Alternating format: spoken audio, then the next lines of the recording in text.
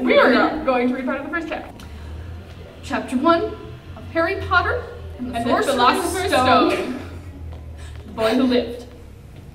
Mr. and Mrs. Dudley of number 4 Privet Drive were proud to say that they were perfectly normal, thank you very much.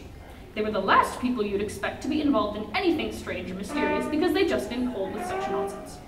Mr. Dursley was the director of a firm called Grunnings, which made drills. He was a big, beefy man with hardly any neck, although he did have a very large mustache.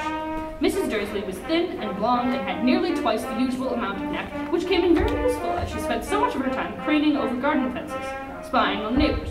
The Dursleys had a small son. I'm finishing the paragraph. The Dursleys had a small son called Dudley, and in their opinion, there was no finer boy anywhere. The Dursleys had everything they wanted, but they also had a secret, and their greatest fear was that somebody would discover it. They didn't think they could bear it if anyone found out about the Potters. Mrs. Potter was Mrs. Dursley's sister, but they hadn't met for several years. In fact, Mrs. Dursley pretended she didn't have a sister because her sister and her good-for-nothing husband were as un-Dursley-ish as it was possible to be. The Dursleys shuddered to think what the neighbors would say if the Potters arrived in the street. The Dursleys knew that the Potters had a small son, too, but they had never even seen him. This boy was another reason for keeping the Potters away. They didn't want Dudley mixing with a child like that. When Mr.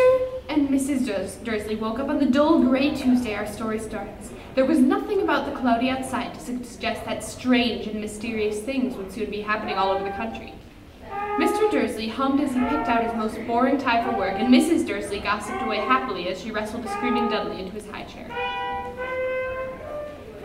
None of them noticed a large tawny owl flutter past the window. At 8:30, Mr. Dursley picked up his briefcase, pecked Mrs. Dursley on the cheek, and tried to kiss Dudley goodbye, but missed because Dudley was now having a tantrum and throwing his cereal at the walls. Little tyke, chortled Mr. Dursley as he left the house. He got into his car and backed out of number 4's drive. Can I read another paragraph because the first one was really short? Can you not eat my hair, baby? On the corner of the street, then he noticed the first sign of something peculiar. A cat reading a map.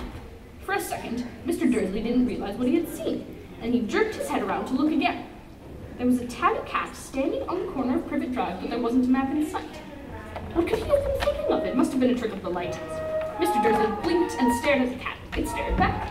As Mr. Dursley drove around the corner and up the road, he watched the cat in his mirror. It was now reading the sign that said Privet Drive. No, looking at the sign. Cats couldn't read maps or signs. Mr. Dursley gave himself a little shake and put the cat out of mind. As he drove toward town, he thought of nothing except the large order of drills he was hoping to get that day. On the edge of town, drills were driven out of his mind by something else.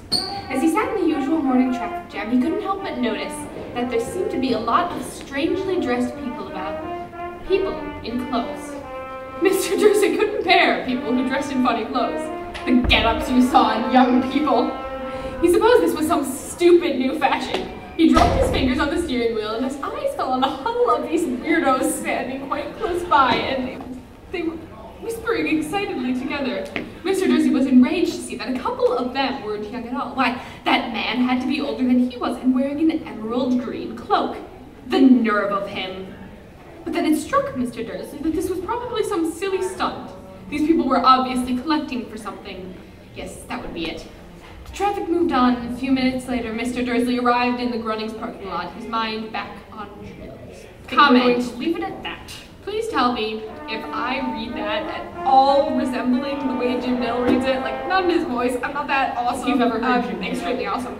But yeah, please comment.